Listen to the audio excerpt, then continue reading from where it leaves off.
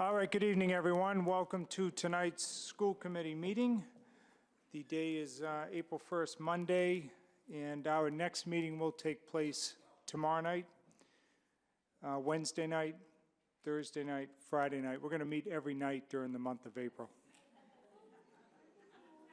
That was my attempt at an April Fool's joke. All right. Right, yeah. Yeah. Now, next meeting will take place next Monday, April 8th. And this will be the meeting that we're making up for March. As some of you know, we were set to meet Monday, March 4th, but we didn't because of the snow, so we're going to have two meetings in April. So next week's meeting, April 8th, will be at 6 o'clock, and that will be in the gallery. Is it the gallery or here?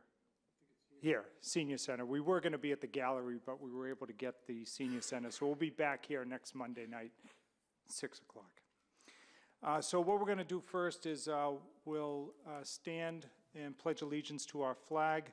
We'll then have a moment of silence for those who have fought for our country. And then we'll have the roll call to make sure that we have a quorum sufficient to meet tonight. And then we'll get into this evening's agenda, which includes approval of the minutes, then an opportunity for the public to comment. We'll hear from our school superintendent. Then we have subcommittee reports. We have a few motions and resolutions. Then we'll take moments of personal privilege. And then we'll entertain a motion to go into executive session. Pending the outcome of that, we would then return to move adjournment. So if there aren't any questions, I'd ask everyone to please rise and salute our flag.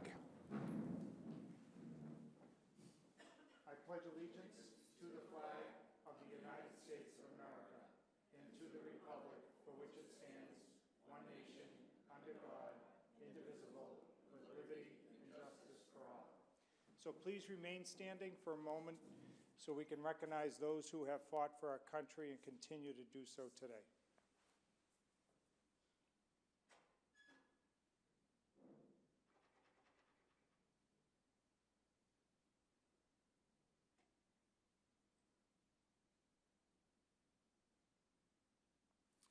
Thank you.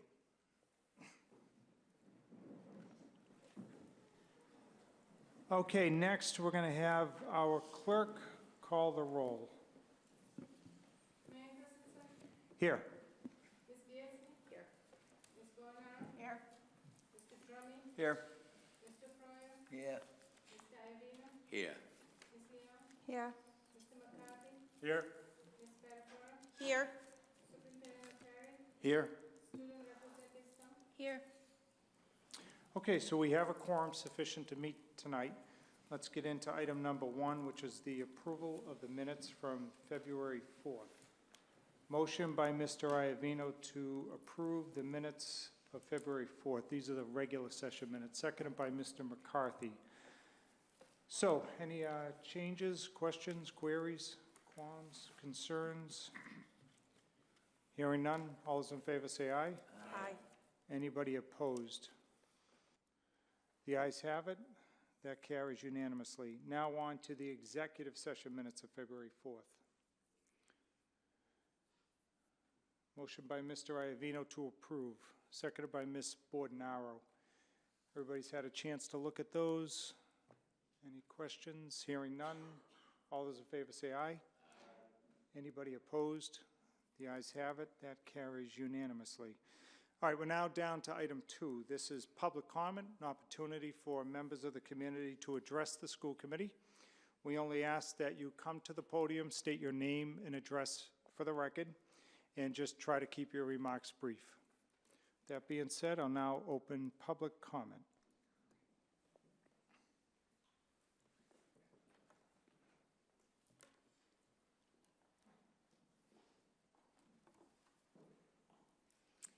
Good evening. Thank you so much. Good My name evening. is Stacy Rubin on Bloomerth Street in Malden, and I'm here with. Dr. Tanag Banwa from 31 Grace Street. Great, welcome. Thank you very much. And we are here on behalf of the parents of the Beebe School Council, and I emailed you this morning. Thank you very much to some of you for acknowledging that and responding immediately. So we're here to talk about the Beebe School principal hiring process, and we have a couple of requests We really appreciate all of the work that you put in on a regular basis for the public schools, and we're eager to see that our requests get implemented as we hopefully welcome a new principal to the BB School. So we have 4 requests, and I should say that there are a range of parents on the school council who have been serving for approximately 3 years at the maximum to some of us who are a little bit newer. So our first request is we'd like that parents be part of the interview process. As we understand it, this is the 2nd year that the BB School principal position has been posted.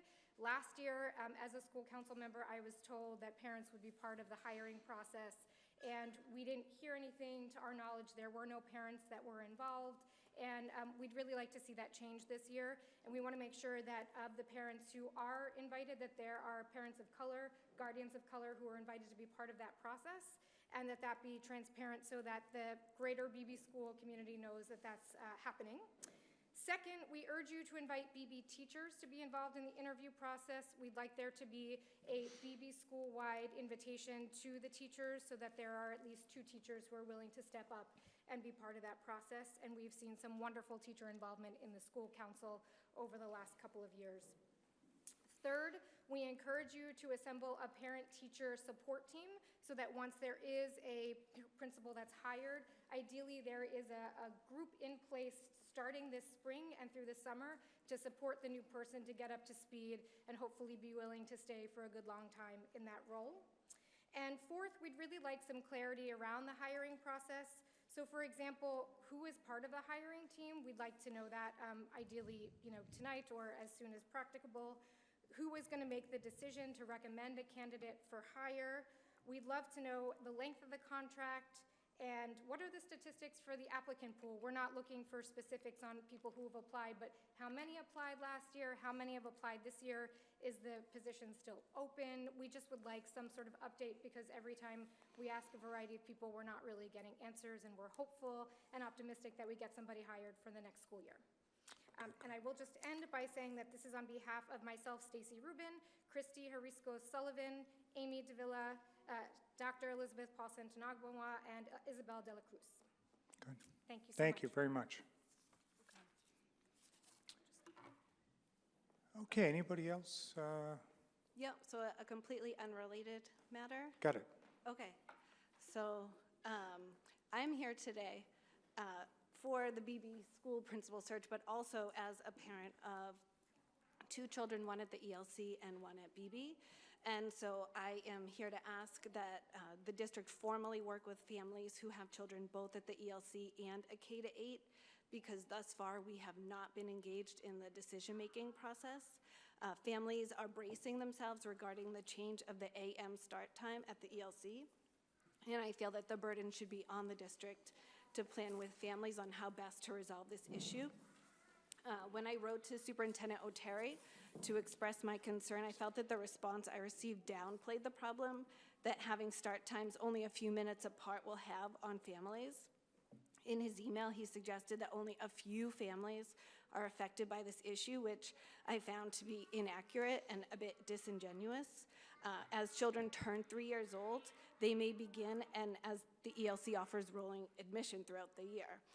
Malden Public Schools has not solicited families, so without any community input during the process, there's no way to tell exactly how many families will have children in the ELC and a K-8 for the next school year.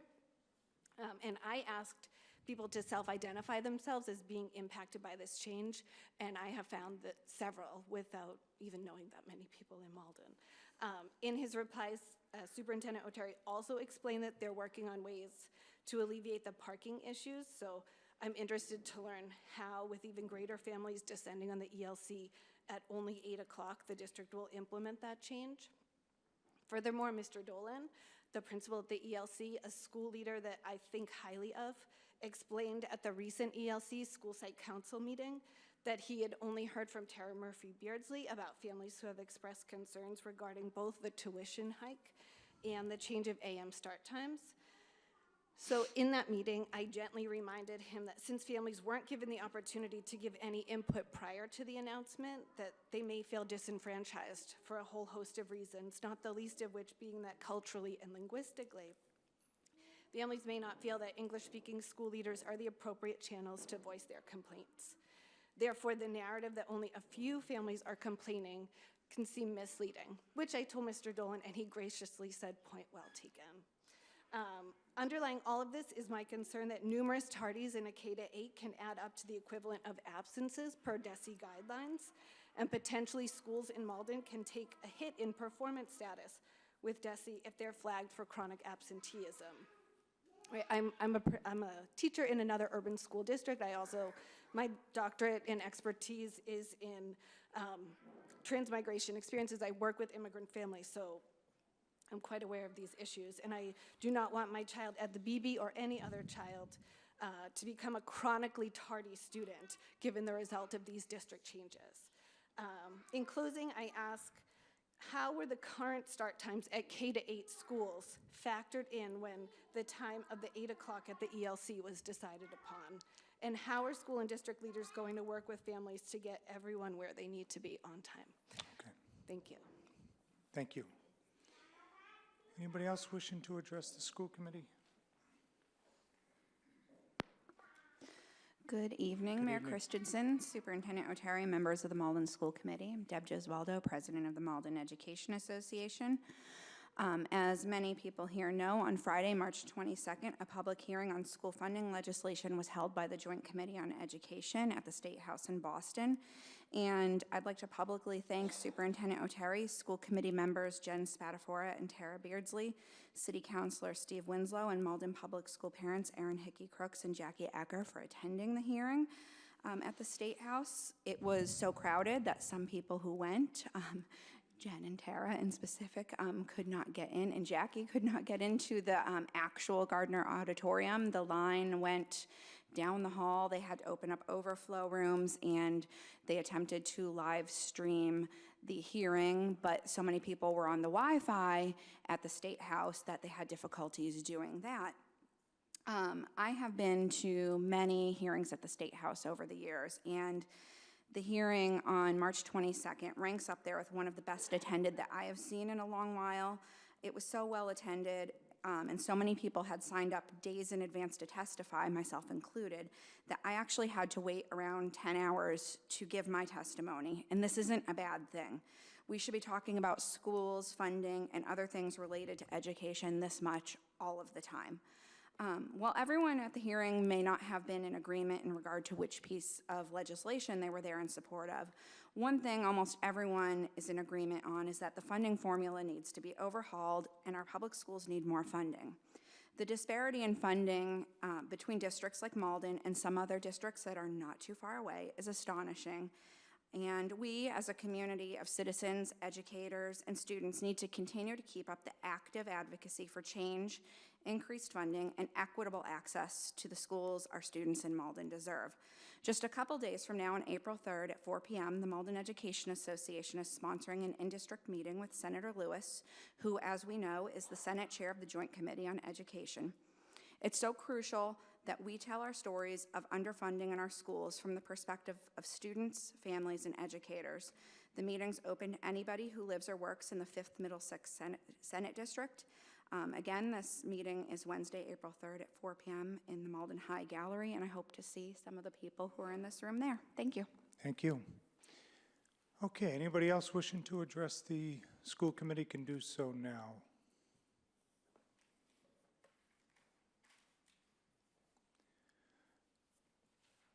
Anybody else? Okay, we're going to close public comment, and now we're going to drop to the superintendent's report. This is item number 3 on the agenda. Let's turn it over to our school superintendent. Thank you, Mr. Chairman. First up, I'd like to call up High School Principal Chris Mastrangelo to discuss and present the Norwich University field trip for Malden High School students.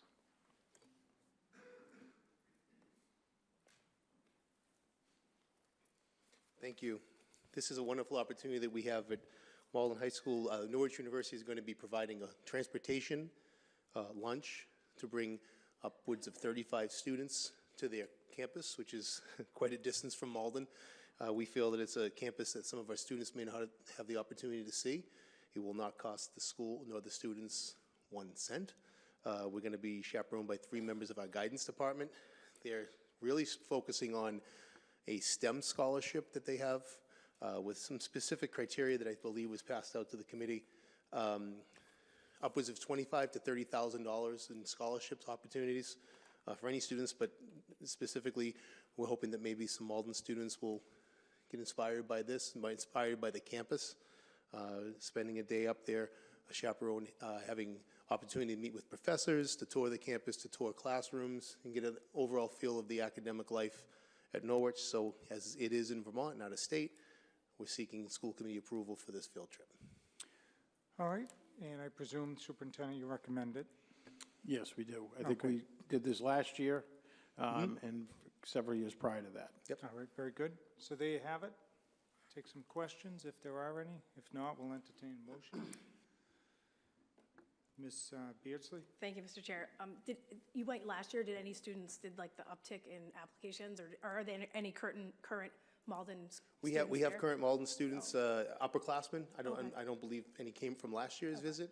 I believe we have students applying this year. We do have a young man that may even be he's a junior or senior. He's done really well up there. But we've sent some kids there, and I think a lot of the interest has come from our connections we've had through this field trip. That's great, thank you so Yeah. much. Thank you. Thank you, Ms. Beardsley. Anybody else wishing to ask any questions? Otherwise, what is the pleasure of the committee? Mr. Iavino? That we follow along the precepts of this field trip, and I would vote for it. Okay. Is there any second to the motion? Seconded by Mr. McCarthy. So now it's properly on the floor. Are there any further questions, queries, qualms? Hearing none, all those in favor say aye. Aye. Anybody here opposed? Carries unanimously. Thank you so much. Thank you. Back to our superintendent. Thank you again, Mr. Chair. We wanted to bring to the attention of the committee, historically, this district, as well as many other districts, have done 8th grade field trips at the end of the year. And we just wanted to apprise the committee that field trips are being arranged for 8th grade students, as they have in the past, to Canopy Lake Park. Our belief and policy is that field trips are an extension of the curriculum and the school learning experience.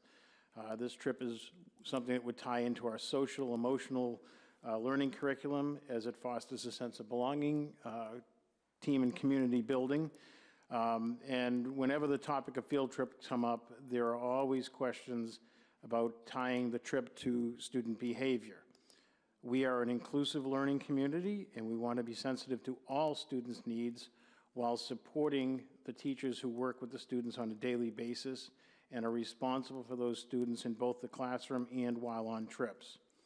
I did reach out to our legal counsel for guidance on our field trips as they relate to suspension and access to education, and we'll be talking in more depth with our attorneys to get more detail in the next week. My intent is to have a follow-up with more detail from our attorneys, and then meet with a team of administrators and teachers in the next couple weeks to gather feedback and brainstorm how to best address the needs of students while staying in compliance with the law. Again, field trips are part of the curriculum. They should not be denied. Students with accommodations should have those accommodations on the field trip.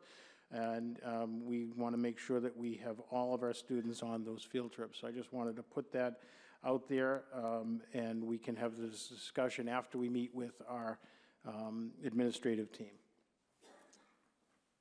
Any questions there before we move forward? All right, carry on. Okay. Moving on, I wanted to go through some district highlights. I am first public intros since we didn't meet on March 1st. I'm very pleased to introduce Mr. Michael Wood as our new Assistant Superintendent of Schools for Student Services. He was serving as the Director of Student Services and Interim Director of Curriculum Instruction and Assessment for the Leicester Public School Systems prior to joining us. Before that, he was the Superintendent of Schools in Massachusetts at Neshoba Regional, as well as a couple of districts in Maine, as well as a previous Director of Special Education, a pre-K to 8 principal, and an assistant principal and teacher in Maine. He was a member of the Foundational Budget Review Commission that is spearheading the effort, along with school and civic leaders, to address the inequity in funding for our economically disadvantaged students and with special needs. He has a great deal of experience in building programs and services for students with special needs to be fully included in the school and a broader school community, which will be a great asset to our school district as we're looking to implement many of this. We're happy to have his experience, but more important to have Mr. Michael Wood on board, so I'd like to introduce Mr. Michael Wood. You can stand up and...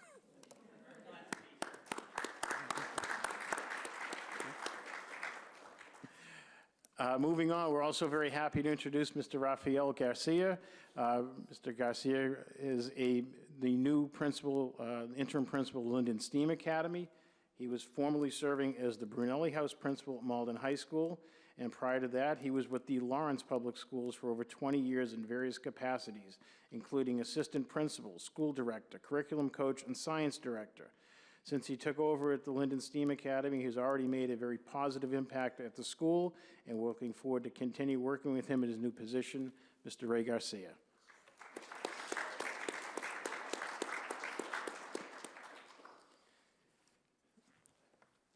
Through a grant that the district received led by Dr. Chase, the Malden Public Schools sent 5 members of our administrative team to a Massachusetts learning excursion in San Diego, California from February 6th to the 8th. Members of the team that went on the trip were Ms. Liz Smith from the Special Education Department, Malden High School Program Manager of English Learners, Dr. Yvonne Andara, our Director of English Learner Education, Dr. Doug Dias, our Director of STEM, and Mr. Sean Waltz, Director of Humanities, as well as Natalia Brennan, our Instructional Technology Director.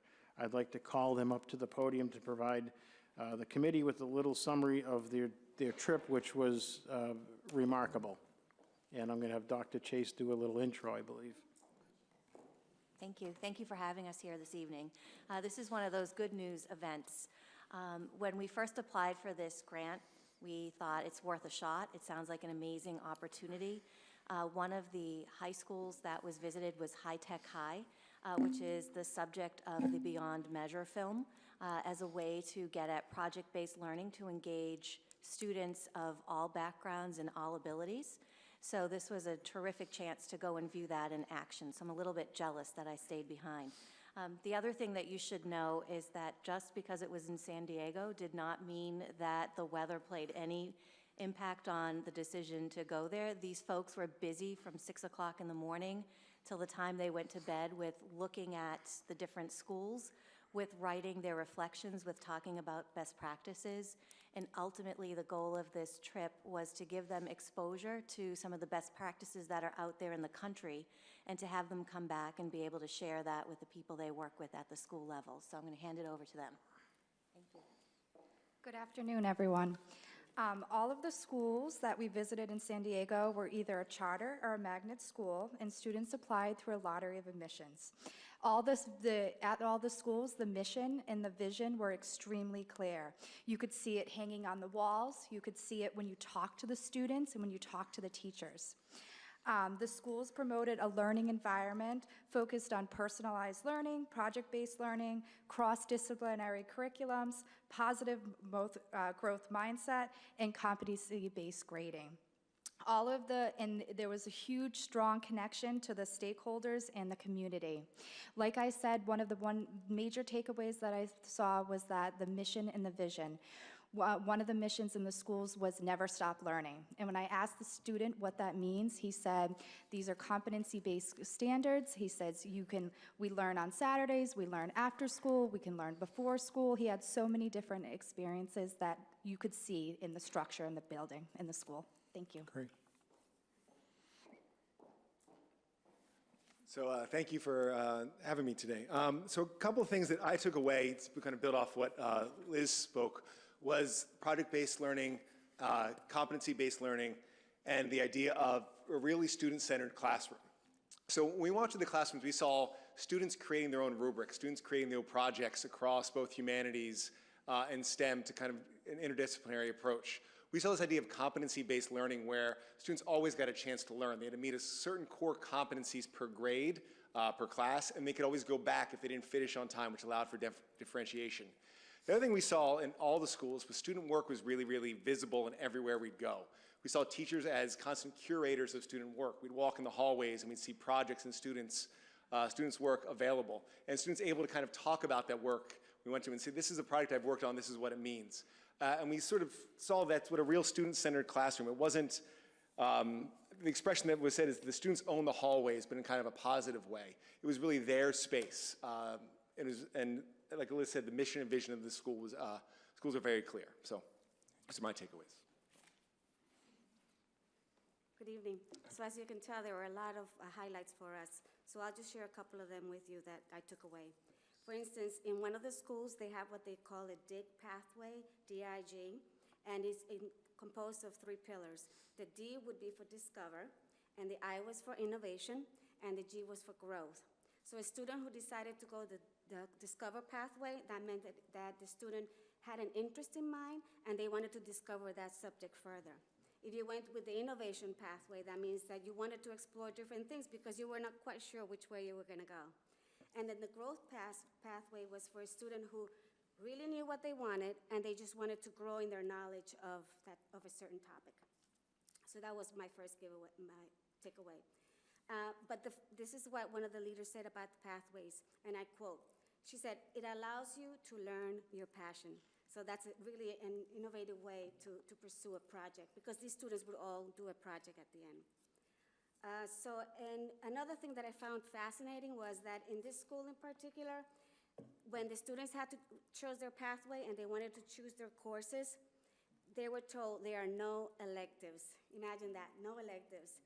They were told all courses are considered choices and are equal across the board. And that was their philosophy. Another school that we toured referred to their students as scholars. And this was fascinating because it really was an effort to cultivate a culture of excellence in that school. So I'll leave you with the last thing that I really took my breath away. It was a huge mural in one of the schools, and in really huge words from a quoted a saying from Anne Frank, and it said, I quote, "How wonderful it is that nobody need wait a single moment before starting to improve the world." And I thought, those are powerful words, and it reminds me, and it should remind us, to help our students do everything they can to improve the world now. And finally, the challenge is what happens next. So we saw a great deal of different type of instructional models. We saw schools that had mission and vision and goals and strategic plans. And we saw schools that were able to merge the subjects together in ways that would create an environment for kids where learning was front and center and continuous. The challenge for us next is to figure out what to do with the knowledge that we brought back, merge it with the research that's being done and funded by the Barr Foundation at the high school, and focus in on those things that we believe are going to have the best impact on our kids. We're not looking to recreate what we saw, because that worked for them, but there are components there that I am confident that will work for us. Things that leapt out to our group in particular was, as you've heard several times, the focus on mission, vision, and strategic plan, so that we know where we are, where we're going, and ideally how to get there. And then the other piece is the importance of the 8 to 9 transition. The 9th grade year is so important. And so the challenge is trying to figure out how we can create a 9th grade experience that's going to be ideal to all of our students. So looking ahead, it's exciting to come away from those experiences and learn from them and see how other schools have done it. And we're all looking forward to, I believe, I'll speak for myself, I'm looking forward to the opportunity to taking that knowledge and trying to develop plans and programs and supports for our kids moving forward. Thank you. All right, let's hold 1 second. Let's take any questions from the committee. If I might, just from where I sit, how soon do you think we could see some of these going into effect? So some of the ideas that they have brought back could be very easily implemented with professional learning over the summer. So looking at some of the partners in the area, for example, on project-based learning, there's a particular offering where teachers can experience what that feels like as a student, and then understand it from that student's perspective, and then start to incorporate some things in their classroom. So when they describe project-based learning, for example, they say, think about a switch, a light switch. It's not an off and on, but rather a dimmer switch. So you don't have to jack it all the way up to a 10. It doesn't have to be all project-based learning all the time. But you could slowly turn that dial to start thinking about the way that you create lessons, so that it might not be a pencil and paper test at the end of a unit. It might be that the entire unit is creating something that is then shared with the community on a larger scale, and then that would bring in partners. So some of those things are low cost. It doesn't take a whole lot of energy. It can start with a small group of people, which is always a nice way to go. And it doesn't necessarily come top down as a you must do, but rather enlisting people who are ready for those challenges and growth. Okay. Please keep us posted. Nice presentation. Thank you. All right, back to our superintendent. Sure, I just also want to couple those comments and thank our folks for the presentation. This is part of the Bar Foundation grant that we've been engaged in since October. They've done a very thorough analysis through their partners, and they use some fairly high-profile partners, Parthenon and Ernst & Young, to do some data collection and research with us. They've been very impressed with the data that we have, and I think the ability that we have shown them to be receptive to input. They've produced a report that I think is rather eye-opening and telling around some of the areas that we do well and some areas that we need to work on in the district. The focus of that grant is really on the transition from the 7th and 8th grade up through the high school, and the high school pathways on to college and career. Part of this is we're looking at it as a potential group for a feasibility study. We're in the process of analyzing that, but the Bar Foundation has been, I think, an incredibly helpful partner with us this year. We're really lucky to get that. We're one of the 5 New England cities to be selected. The only other one in Massachusetts is Worcester, so this is one of those outgrowths of it that I think is going to put the district in a position to succeed and put us on a trajectory that is truly inclusive and will help all of our students, and take special note of some of the students that have not necessarily transitioned well, and give our staff and students the support that they need to be successful. Speaking of success, we are in the process of redoing our district improvement plan. We'll be updating that over the next several months. We are working with the same consultant who had done this 3 years ago, Dr. Lori Likas. She had worked for the Department of Education for a number of years and is now a consultant on this. The plan was a model in the past that was used by the state as an example for all of our gateway cities. We're aiming for this plan to incorporate some of the initiatives that we've embarked on over the last 2 years, specifically with the goals of equity and inclusion on all levels. That would be for students, staff, families, and community partners. We will be communicating with the community regarding focus groups for some of our stakeholders. That'll be happening hopefully over the next couple months, but we'll keep you apprised. We're in the process of finalizing that contract with Dr. Likas, and look forward to that at a number of levels over the next several months.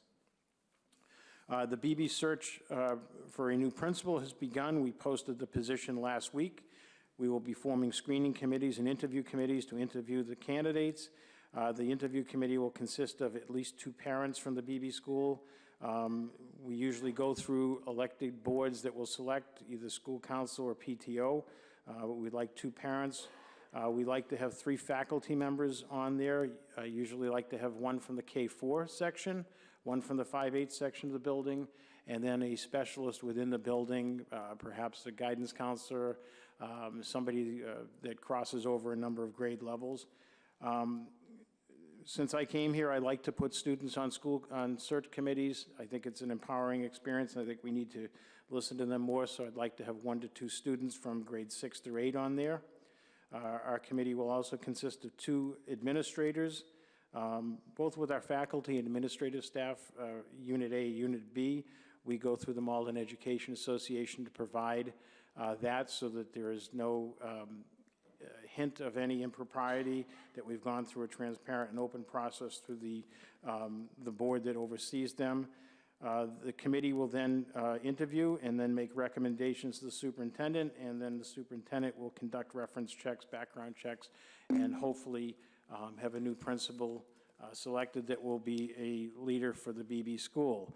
We will be enlisting the assistance of our human resource consultant to lead this search. She's a professional in the field with over 25 years of human resource experiences in schools, has conducted scores of interviews and searches for leadership positions in school districts, so Ms. Visco will be leading that search. Prior to the actual interviews, our consultant will be organizing listening sessions or focus groups to hear about the qualities that stakeholders would like to see in the next principal. A list of full activities and dates will be posted next week on our website. Just as an aside, we posted the position last week and we received only a handful of applications. I think we had 5 as of today. This is a problem statewide, a major shortage of qualified and certified applicants at the principal level. My colleagues and I struggle with this. We're looking to work with some of our education partners to accelerate this. We're looking at ways even within district to help with this. It's certainly an issue that all of the state is struggling with right now, and we're aware of this, but that's the reality that we live in. The Early Learning Center, we're in the process of a tuition increase for the fall. 2 important updates on this I want to inform the committee. First, the start times at the Early Learning Center. This has been part of a 3-year project. A couple of years ago, concerns were raised by the Malden Education Association over equity, time, and professional development of our staff there. The decision was made, an agreement was made to move the start time of students to 8 a.m. That began this year with the moving of 6 classes, and in the fall, the following 5 classes will be moved to the 8 a.m. start time. The tuition for the Early Learning Center has not been raised in over 5 years, yet our cost of staffing has been rising dramatically. The cost of operating the Early Learning Center is a little over $5 million a year, including our salaries, our transportation, and all of the specialist support. I know historically the Early Learning Center was not meant to be that much of an impact on the budget. I know that years ago, prior to the explosion of the number of students and the operating costs going up, it was more manageable. Right now, we take in approximately $900,000 in tuition.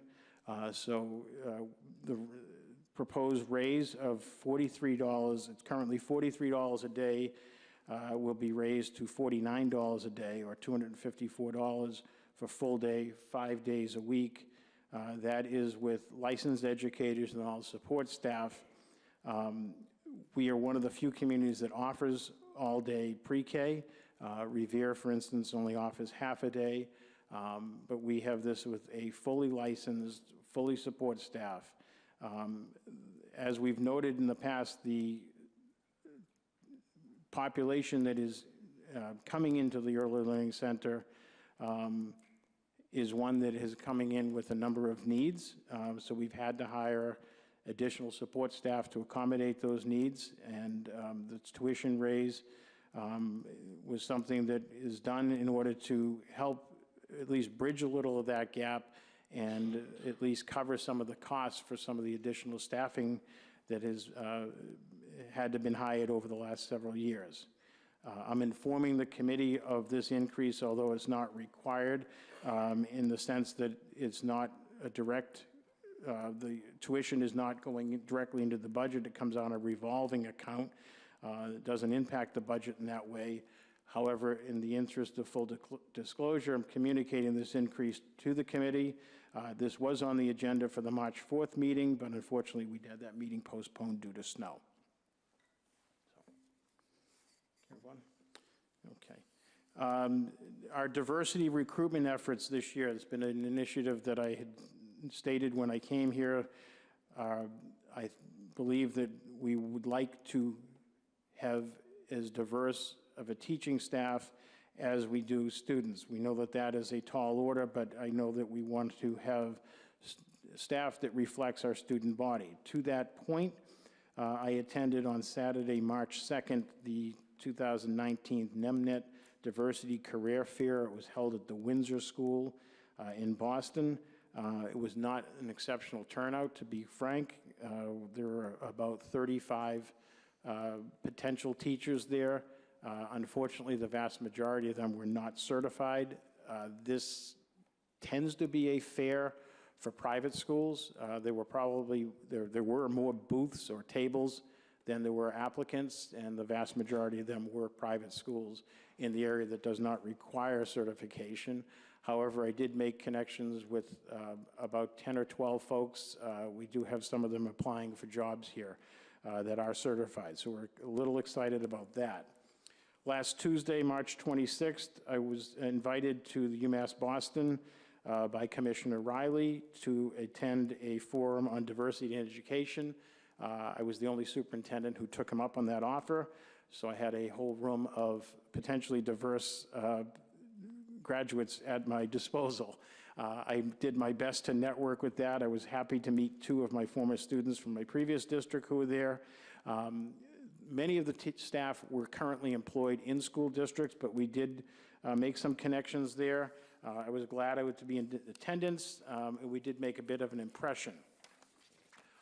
On Thursday, April 18th, I will be with three of our other educators, administrators at the Massachusetts Education Recruitment Consortium at Boston University, the MERC conference. That's an all-day conference. We were able to get a table there, and we're hoping that that will be a very fruitful event as well. In addition, we, as an administrative team, are aware of this and would like to add to it by having a Malden Public Schools open house job fair. We have not quite finalized the date. It's looking like Thursday, April 25th. We're in the process of contacting, once we finalize the date, all of the education schools in Eastern Massachusetts. We'll post this out on social media through School Spring, and we're hoping to attract some candidates for that one as well.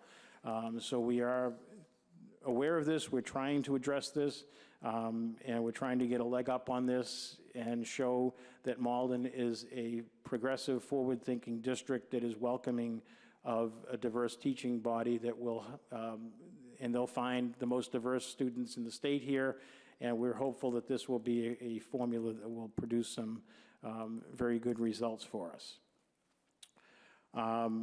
Just to recap my report on some events in the school, on March 8th and 9th, the class of 2019 hosted the 79th Annual Junior Variety Show at Malden High School. This is among one of the longest running programs or entertainment shows hosted by a school in the country. I thought this year's show was exceptional. Personally, it brought back some memories from when I was a student at Malden High School and in junior varieties on the technical end of things. I have no performing talents, trust me, but it was great to see our students perform. And on a personal note, I think their performances, several of their performances were connected to social justice and social movements in the country, and I couldn't have been prouder of them. They did a terrific job. On March 11th, the Malden High School U.S. History classes had the opportunity to go out to the World War II Museum in Natick. Actually, the mayor was there, as well as myself, and Holocaust survivor Israel Arbeiter, who gave a special talk to the students in the Holocaust section of the museum. This opportunity came up through the mayor's office. The museum paid for the entire cost of the buses and the admission fee cost by half of our students. It was a great trip. I couldn't say enough about how much the docents there commented on the behavior of our kids, the high level of questioning that our students had, and their engagement there. They were very impressed with them and can't wait to see our students come back in the future. It was a great trip. I think that that is a must-take for anybody. I would not say it's a military museum by any stretch. It has artifacts that I would put in the priceless category and remarkable. They have one of the 12 signed copies, original signed copies of the Treaty of Versailles. They have one of 3 books that Anne Frank signed. It's not just guns and military uniforms. It's a whole collection of things, from personal notes to stories that are not often told, stories from women, stories from people who are in hiding, people who were not bystanders that stepped up to assist people. It was remarkable, great trip. On March 19th, Malden High Schools organized a Civics Day. Freshman students showcased their civics projects to stakeholders. There were a number of elected officials, many school committee members, city council members, the mayor, and several community leaders were there as a part of our partnership with Generation Citizen. It was inspiring to see the students engaged in this advocacy work that ranged from gun control to recycling efforts. There was, again, students taking a stand and taking their work towards making society better at such a young age was really inspirational to me. I couldn't be prouder of our high school students and Ms. Filer, who was the head of this project, as well as the entire Social Studies Department and Humanities Department. Hats off to them. They did a terrific job. Last Tuesday, March 26th, New England Patriots player Adam Butler read to our kindergarten students at the Ferryway School. He was a tremendous role model and I think a natural teacher. If he looks to that as a career after his football career is over, he's a natural at it. He spent a lot of time with the kids and staff, even making sure our most fragile kids felt comfortable. It was all made possible by the efforts of our Ferryway kindergarten teachers who wrote to and hosted and celebrated reading and learning with the Patriots player. He was also accompanied by a cheerleader, Andrea, from the New England Patriots cheerleaders. The Linden STEAM Academy's 3rd grade class hosted a cultural museum on Friday the 29th. It was strong parent participation and students, some of whom dressed in traditional clothing and brought in food samples from their country and other places around the world. The ESPERT, which is the Screening, Brief Intervention, and Referral for Treatment, is an evidence-based practice used to identify, reduce, and prevent problematic use, abuse, and dependence on alcohol and illicit drugs. This year's ESPERT was given to our 7th and 9th grade students. It was completed in March. That is a state-mandated initiative. We sent out notices on that. Families did have the option to opt out. Right now, we're in the midst of MCAS seasons. The high school has already completed their English language arts assessment last Tuesday and Wednesday. Makeups are in progress.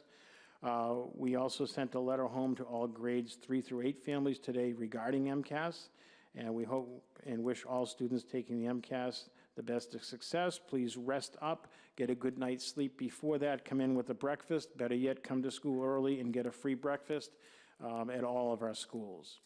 And lastly, just some student achievement notes. Sophomore Yohani Costa is Malden's first female state champion in wrestling at the Division I 145-pound category. She's the first girls Division I state champion in Massachusetts history. Yohani was selected for the girls wrestling all-scholastic in both the Boston Herald and the Boston Globe. Senior Kevin Ochoa was the Division I state champion in the 100-meter butterfly. He is one of 3 state champions in Malden High School history. He is entertaining several Division I scholarship offers, including one from UMass Amherst. Kevin is also selected as an all-scholastic in swimming for both the Boston Herald and the Boston Globe. And then lastly, in athletics, senior Shatea Smith placed 4th in the Division I shot put state indoor track and field championships. And she is also entertaining several Division I scholarships, including University of Tennessee, Belmont University, Merrimack College, and UMass Lowell. And that concludes my report for this month, Mr. Chairperson. All right, thank you very much, Superintendent. Questions on the report? Ms. Beardsley. Thank you, Mr. Chair. I'm just going to start with the ELC. I just wanted to know what steps were taken to, just to ensure that parents had a voice in the process of just making the decision about the start time change. My understanding was that it was through site council and the PTO that they were informed of the start time change. Again, the start time change is a contractual obligation that we had to meet in order to be in compliance with work time and professional development. Thank you, Ms. Beardsley. Anybody else? If I just might, from the chair, regarding the BB school principal, if you had to guess, what is the timeline? We're in the process of putting that together, so the posting closes at the end of the week. We'll be putting together, we've got to meet with our consultant on the listening sessions, focus groups. We'll put that all out there, hopefully by the end of the week or early next week. Could a decision extend into the summer, or would you hope to have someone on board by the end of June? What do you see long-term? Well, we'd like to see a principal that will be a great fit selected during the process time, but Before the school year ends? that would be the hope, yes. Yeah, got it. Okay. And where is the posting of the position? It's currently on School Spring. Spring, I okay. think it's also on our school website. Okay. And could you take that thorough process you announced and communicate that to Ms. Rubin? Maybe Oh, yeah, after? yeah. Just send that off. It's on my list for after the meeting tonight, but yes. Okay. Yeah. I see someone else has a light. Let me yield to Mr. Iavino. To the superintendent, if the, you said you have 5 applicants currently? As of this morning, I As think of there were this 5. morning, would you consider holding it open for another week to 10 days to see if you could increase the pool of candidates from which to choose? We likely will if it looks like it's stagnant at 5 or 6, yes. Thank you. Okay. Anybody else? Ms. Beardsley. Sorry, thank you, Mr. Chair. I just wanted to loop back to the leadership, the district leadership. You said that the applicant pool around the state is pretty weak. I'm just wondering how, like, as a district, we're cultivating leadership within our ranks of teachers, and seeing how there's been, I think, 2 people that have stepped into roles that haven't been successfully filled from outside the district. So is there a way we can start to, bolster people from within Malden? I think we need to look seriously at developing that leadership and having some sort of a leadership academy that would likely involve partnering with the university to get our own staff the course requirements and the pathway to certification. So I think that's something that we need to look at. I think it would pay for itself in many ways. But I mean, I think when you just highlighted that, Ms. Beardsley, that we, during the course of this year, took 2 of our assistant principals and elevated them, and they've done an exceptional job. But, we don't have the depth of, as most districts don't. I think even some of our larger districts struggle with this, but we would like to develop a deeper bench and develop some depth within our, both the K-8s and high school as well. Yeah, that's great. Thank you so much. Thank you, Ms. Beardsley. Mr. Iavino? Superintendent Oteri, in addition to everything else that you have to do, could you put together for us a general report, a guideline of what it would take in terms, I'm sure there's a cost factor involved? For a leadership academy? Yes. Yes, it would. I think it would vary depending upon the partnering educational facility or institute that you used. Could you put together for us, for the committee, for a subsequent meeting, jot down some ideas that you have and what an approximate cost might be for the budget? Sure, I can do that. Thank you, Mr. Iavino. Superintendent, the DIP, the District Improvement Plan, when do Yes. you hope to have that in place? We will, once we finalize the contract, we should have, begin the meetings this spring. We're hoping to have something probably by the fall, I think would be realistic. And the school committee's role in that, do they approve, or is it just an FYI? or It would be, I would present it, and hopefully the school Yeah. committee would accept that. Endorse it, yeah. But again, I'm taking it with an eye on some of the partnerships that we've had over the last couple of years. I think some of that training would be and should be baked into that improvement plan, specifically some of the work we've done with Harvard Rides, with the Anti-Defamation League, and also with the Bar Foundation. I think that the common theme with many of that is inclusiveness, equity, and making sure that we service all students So you and plan- stakeholders. You plan on the fall then of presenting? Yes, I would suspect sometime in the early fall, we'll have this finalized, and we can present it to the public as a final document. But there will be a number of focus groups that Dr. Likas will be facilitating during the spring, and then we will take it and work with her and develop a district improvement plan off of that. Okay. Ms. Beardsley? Sorry, one more. So I'm just wondering, and this is not my idea, but the parking lot at the ELC being that like sort of a dangerous period between the 7:45 and 8:15, has there been any thought to putting like maybe a crossing guard in the lot, or getting, because we have no crossing guards on any sides and all the other schools have quite a few crossing guards, and it's just a very dangerous parking lot. And so people are just wondering if there's ways or volunteers or something that we could alleviate sort of the congestion. Yes, so we're working with our public facilities folks as well as our parking people to help address some of this. That parking lot is difficult in terms of just parking. So we want to make sure that we can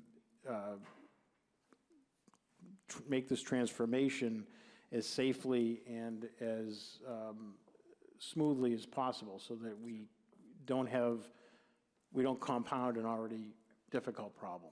Thank you. Let's stay with the ELC. On the tuition, so you foresee going forward that there would be adjustments, but they would be much more to scale as opposed to what's happened now, where there hasn't been anything since 2011, did you say? I'm not sure the exact date. We know it's been well over 5 years.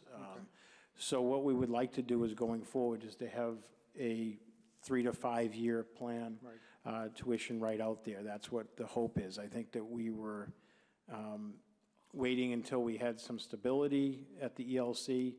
This is Mr. Dolan's second year, and he is a stable leader and very committed. So we feel that now that is the right time to spell this out and to make sure that it is completely open so that our families see that going forward. But I think it had been proposed in the past but had been postponed because there were 3 principals in a 3-year period there, and I don't think that folks felt comfortable enough proposing this. But we had talked about this year was, as a way to start to bridge some of that shortfall that we have. I mean, we're never going to fully fund the Early Learning Center by any means. The operational costs are just too high. And if you were able to reach this outlook, this 3 to 5 year plan, when would families be expected to be notified of what the percentages would be going forward? Would you do that in the fall, midwinter, spring? We were hoping to get this out probably early fall and then, post it for the next 3 years. We haven't really quite finalized So it. they could plan ahead? Correct. Yeah. So you could plan ahead, that's Okay. right. And then back to what Ms. Beardsley was saying. So on the parking plan, if we can assist, I think you're already talking with Ron Hogan, the director of the parking department, and Eric Rubin, public facilities director. As well as Malden Police and Fire. Okay. I think, there's public safety concerns there as well. We want to make sure that emergency vehicles would have access to it. And we also may have to work with the city engineer, Mr. Lip, around potential, if there was any other things that could be done, crosswalks, curb cuts or anything along those lines that potentially could be part of this. But we've reached, Captain Cronin and I had a discussion last week, and we will be hopefully having a meeting sometime in the coming weeks with that. I think Chief Finn and the fire department are instrumental in any of these things because it involves getting their apparatus in and the potential emergency. They need to be, they really hold the trump cards in many of it. And right now, there are 5 classes left that would be impacted by the change? Correct. And that's in September? That would be September, that's correct. Got it, okay. All right, the open house, which I think is a great idea in Malden, April 25th, you think an evening and where? It would probably be like a 3 to 5 or 3:30 to 5:30, probably at Malden High School, probably in the gallery. I don't think we'd need the field house, but. Let us know if we can assist. Sure. Final thing from my end, can you just let the committee know how things are going with Honeywell? Yes, I'm not sure, I think they've completed 4 of the schools now, and beginning the 5th, it's gone extremely well. As you're aware, that the city will be replacing 31,600 bulbs to LED lighting through the Honeywell project, and it's designed to save the city upwards of $8 million over time. This also includes the energy management within the schools, which we'll do with the thermostats. They'll be more automated, be able to be controlled remotely as well, and provide us with better feedback of the building temperatures than what we currently have, so that our heating and cooling systems run more efficiently and save energy in the process, which also will translate into savings for the city as our utility bills continue to grow. The lighting has happened, I think, in 4 of our schools. I know the Forestdale was the first one to complete it. It's new LED lighting in there. The reports from everybody have been glowing, no pun intended. It's night and day, again, no pun intended, but it's bright but not overwhelming. I think that what I've noticed is that unlike the fluorescents that were there that you sort of see pulsate, these have a nice, very clear, bright light that's easy on the eyes. It really illuminates the room quite nicely. We also completed the lighting in the Finn Gym, which is a remarkable difference from what it was before. We had pretty good lighting in there previous. Now those shadows have disappeared and it's bright. It really, I think, makes a huge difference and will also save a tremendous amount of energy. Okay, thank you. And also just the contractors themselves, just so that the community is aware of it. All of those contractors, they come in usually around 2:30 in the afternoon and sometimes work as late as midnight. All of those folks have been Corey checked and fingerprinted. The reports we've had from staff, I usually get 1 or 2 emails a week from how polite, how helpful, and how neat they were. They've been almost invisible, not a problem at all. People have been very happy with the work they've done as well as I have. Excellent. Okay, thank you. Ms. Spatafora? Thank you, Mr. Chair. Superintendent, just one quick question. We talk about diversity a lot here and making sure that we represent our student body. Have we looked into partnering with maybe some area universities on bringing in some student teachers where we can then build up from there and keep them on staff? We are looking at that, and we're currently in the process of negotiating with one local university that, because of the course, may have a little more diversity than what we're used to having. So we are looking at that. I'm looking also, trying to set up a meeting with a couple of our universities. I had a very productive meeting with the dean of the UMass Boston Ed Department, Dean Berger there. He was very open to sitting down and beginning discussions, because I think UMass Boston has probably had more of a monopoly on the Boston public schools. Malden is somewhat of a well-kept secret in many corners, and some folks, we tend to be very parochial around here and don't get beyond our immediate area. But when you tell people, we're right on the Orange Line, we have a number of our schools you can walk from Malden Center to, it opened up some eyes. I think I spoke with a number of folks who didn't realize Malden was on the orange line. You know, it goes back to, you know, like my parents' generation that, you know, grew up maybe in Boston, and they moved to Malden. That was considered the country. It's almost that mentality. So we're hoping to make some inroads there.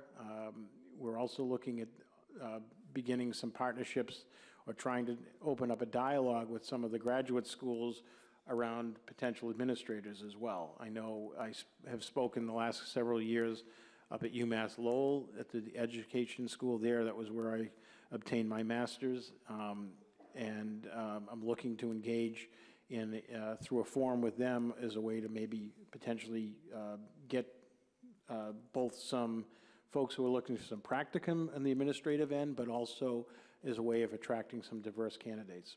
So we're looking and exploring all the avenues we can. I think we need to move beyond the Malden's a diverse community. We talk about diversity. I think we need to get and you know, begin to sort of walk the walk and put some of these things that we talk about in place. And we're moving in that direction, but currently our population of non-white teaching staff is just under 10% in Malden. That's better than the state average, which is about 5.5 to 6, but not as good as we'd like.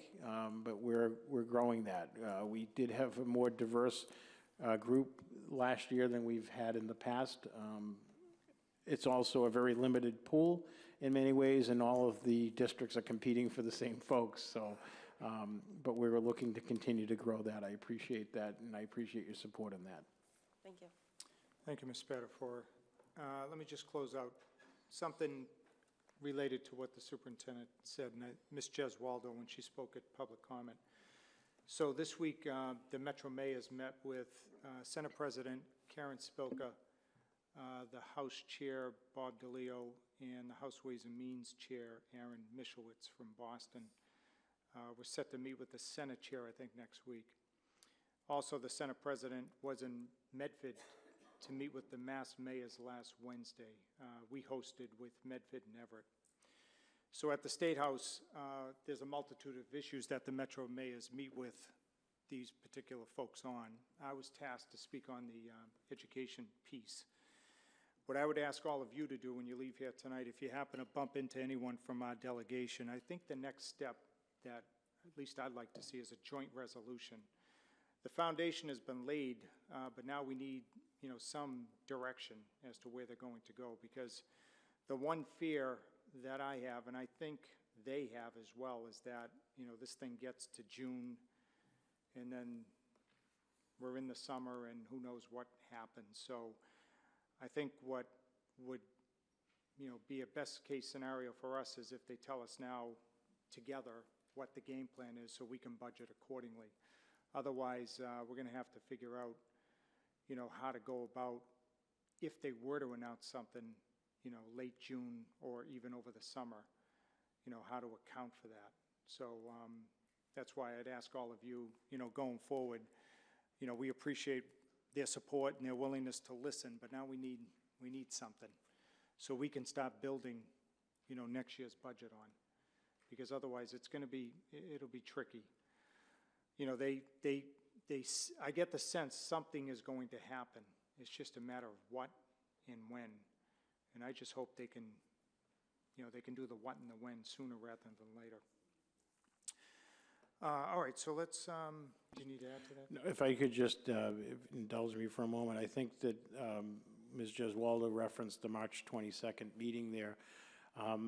I think that there's something special going on across the state, and I think that we have kickstarted that with our forum that we held in January and getting people mobilized. And I think that our legislators are listening. I think there's a number of legislators who are incredibly supportive of our students and our teaching staff across the state. And I think that that hearing showed me that there is a level of focus and commitment that is important. But, you know, as you had said, Mr. Mayor, it is making our budgeting process a little precarious right now because we don't know what that number is going to be. we're hoping is going to increase, and we're hoping that all this advocacy will put Malden in a better position than we have been, but we just don't know that number at this point in time. So we're, a number of variables that are playing into this that we're hoping will break in the right way, but we don't have that at our hands yet. Right. In the meantime, though, good work, everyone, and, everybody here tonight, keep up the good work. All right, let's go to item number 4, subcommittee reports and discussions. Let's first hear from Mr. Iavino. Thank you, Mr. Chairman. Thank you, Mr. Chairman. As of this past Friday, pardon my voice, we have 6,727 youngsters in the Malden Public Schools. It's an increase this year from September of 94 youngsters, but when you compare the numbers with last year, we have 38 fewer students. Okay, thank you. Any questions of Mr. Iavino? Okay, thank you again. Let's move to the next item, which is Ms. Beardsley is now going to talk about social, emotional, and physical well-being. Ms. Beardsley. Thank you, Mr. Chair. This was supposed to be in March, and as you said, it got snowed out. I got together with the subcommittee, social emotional subcommittee, and we actually, a bunch of parents and myself, we wrote a survey that we would like to put out to, we were thinking, the families of the schools, the students in the schools, and the staff in the schools. And we just want to get feedback as to, do people want the increased recess? And there's really only 5 questions I gave them to everybody, and so that's just what I'm looking to. All right, and I assume that was a unanimous vote of the committee to do it. Okay. All right, let's take some questions. Everybody's had a chance to review the proposal. Are there any questions on it? Superintendent, you want to weigh in?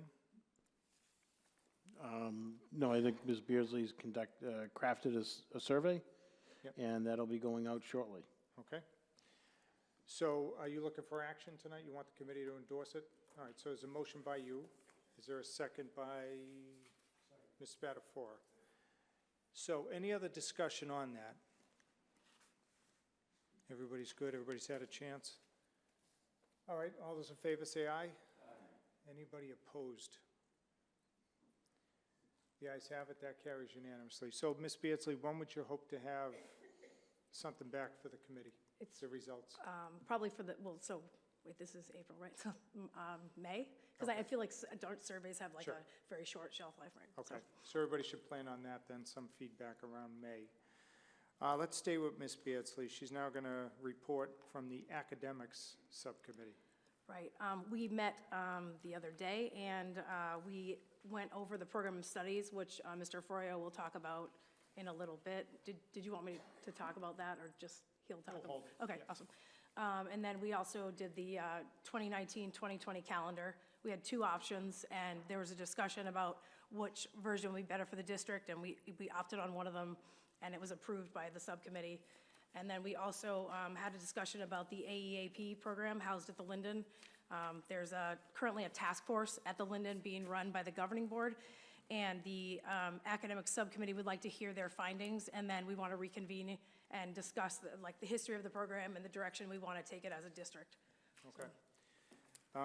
On the program of studies, what was the vote of the academic subcommittee? Was it to endorse it unanimously? Yes, we endorse it unanimously.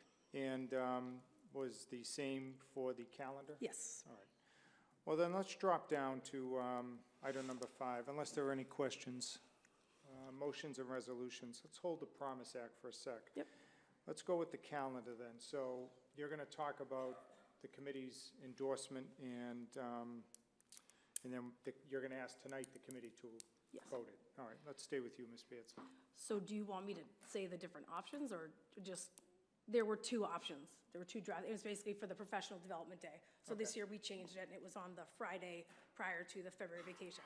And so we were trying to decide if we were going to have it that day for the next calendar year, or have it on a Friday in March. Okay. And we decided that, for various reasons, that we thought that the Friday in March was a better choice. And so we unanimously voted on that, and that's what we're putting forth to the committee. Okay, Superintendent, do you want to weigh in before we take questions? I Good think on your end? no, I'm fine on that. We presented both options, and the subcommittee felt that option 2 with going with that professional development day on the middle of March was a better option. I just also want to say that on both our calendar options, as I did last year, and will do next year, we have listed all of the relevant cultural and religious holidays. I'm happy to announce that I did not receive any phone calls this year, where I had several the year before. So I think that we're raising the level of cultural awareness and sensitivity of our staff, and I think it's reflective. We're being sensitive to that. So I support the subcommittee's acceptance or recommendation of option 2. All right, very good. So there you have it. Let's get it up on the floor properly. So Ms. Beardsley, you're making the motion? The motion to approve the 2019-2020. Hold on one second. Let me get your mic on. One more time. Sorry, just a motion to approve the 2019-2020 calendar for Malden Public Schools. Is there a second? Seconded by Ms. Bordenaro. All right, so you've all had a chance to look at it. Any questions on it?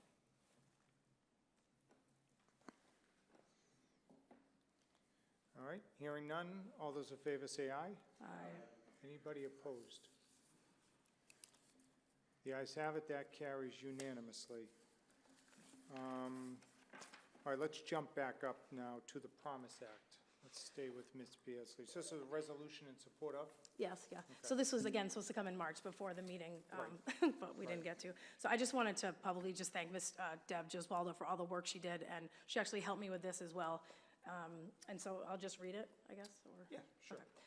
Whereas all of our students, no matter where they live, deserve high-quality public schools that teach the whole child and provide them with a well-rounded school experience that addresses their academic, social, and emotional needs. And whereas the Promise Act would phase in an updated foundation budget formula, bringing the students in the Malden Public Schools an estimated $17 million in additional state aid. Therefore, be it resolved that the Malden School Committee urges the legislature to approve the Promise Act. There you have it. So motion by you, Ms. Beardsley. Is there a second? Seconded by Mr. Iavino. So any questions on that? Everybody's had a chance to review it? Superintendent, you're good with it, I presume? You've had a chance to Yes. look at it. Makes sense. Okay. All those in favor say aye. Anybody opposed? The ayes have it. That carries unanimously. Now, we're going to hear from Mr. Froyo on the Malden High School Program of Studies for 2019-2020. All right, as Mrs. Beardley said, at the subcommittee meeting, we accepted this program of studies. We have an executive summary of there's only a few changes. I'd like to invite Mr. Mastrangelo up in case anybody has any questions. All right. While the principal approaches, we'll take any lights, any questions. And everybody's had a chance to look at it. Do you want to add anything to what Mr. Froyo stated? No, we set up a system this year that I'm kind of proud of. I think we're going in the right direction as far as reviewing the current program of studies and moving forward. The changes this year were predominantly in our English learner department. I think it's all laid out there in the executive summary, but great input led by, as I said in a meeting the other day, his parting act at Malden High School, Mr. Garcia led the committee, brought teachers and such in to really look at it, and create a focus for us, and then moving forward into next. To be honest, we've already started bringing groups together for next year's program of study for the 2021 school year. Okay. So, any questions? Let me just ask from the chair real quickly. What Ms. Superintendent Chase, Assistant Superintendent Chase was talking about tonight of some potential changes from what they saw out in California, that would not impact the program of studies? No. Okay. And the discussion around 8th to 9th grade, that wouldn't have any bearing if we were to make changes there? Not for this upcoming school year, though we are looking at, through the Bar Foundation, we are looking at the 8th to 9th grade transition and growing in both directions to really kind of lay out what we're doing in the future, but not for the upcoming school year, no. Okay. All right, and your endorsement, I presume? Yes, well, a couple of things. I would like to applaud Mr. Mastrangelo and Malden High School. We did formulate a curriculum committee this year. We're hoping that even next year, the process will happen a little quicker and more timely, so that this would be coming to the committee sometime in January. That would be the hope, and that it will assist with the course selection, which will also give us a better projection when it comes to the budget. That's part of why it will all tie in. In terms of the transition, the comment you made, Mr. Chair, about the transition from 8th and 9th grade, when we get our final recommendations from the Bar Foundation, that may result in some structural changes at the high school that could impact the program of studies, but right now, it will not at this point, but as Mr. Mastrangelo said, we're not ruling that out at some point. But that would also be something that would be vetted through the curriculum committee and would be brought forward to the school committee if it got to that level. Got it. All right, very good. I don't see any lights, so Mr. Froyo, you want to move this forward? Yes. So motion by Mr. Froyo to approve. Right, make a motion. All right, seconded by Mr. Iavino. Is everybody clear on what we're doing here? Any questions? Hearing none, all those in favor say aye. Aye. Anybody opposed? The ayes have it, that carries unanimously. Thank you. Thank you. Good work, everyone. All right, now let's go to item number 6. So at this juncture, we're going to take points of personal privilege. After that, we're going to entertain a motion to go into executive session for the purposes of contract negotiations. Hold on, let me go to Mr. Iavino. We're switching that, right? Yes. Since we're going to have a budget meeting tomorrow night, and which would be our first budget meeting, and since both of these items are budget items, I would make a motion that we postpone them on the executive session until a week from tonight.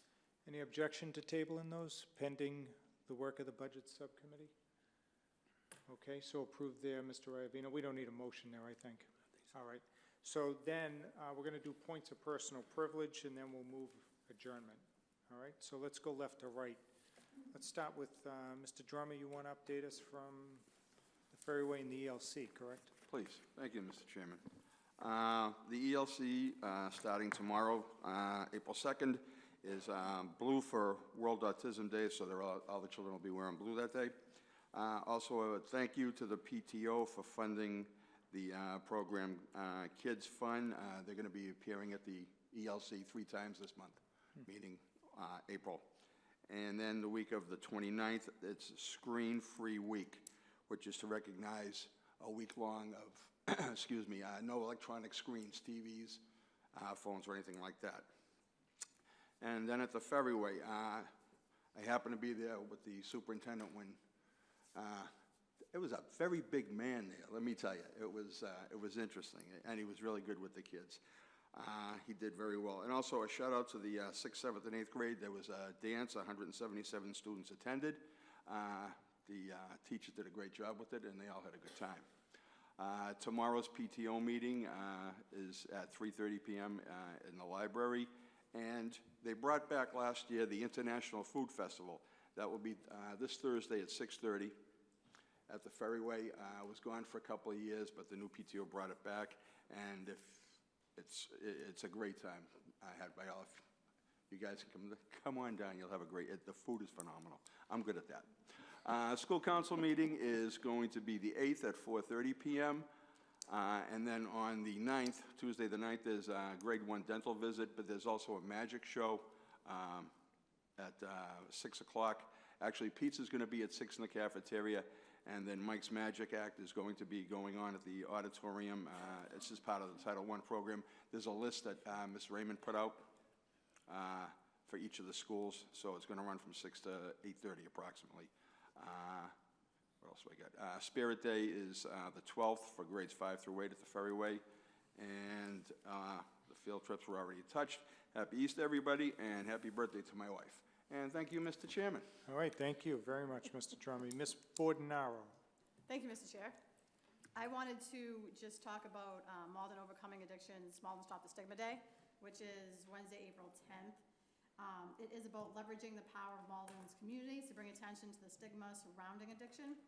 Stopping the stigma is something we can all do to see healing and recovery sweep through all of our communities. It's not just a Malden thing. This is an online campaign for everyone, everywhere across the state to be involved with. I'm reading from Malden Overcoming Addiction's Facebook page. The ribbon pickup location, so there are 3 steps. You wear the ribbon on Stop the Stigma Day on Wednesday.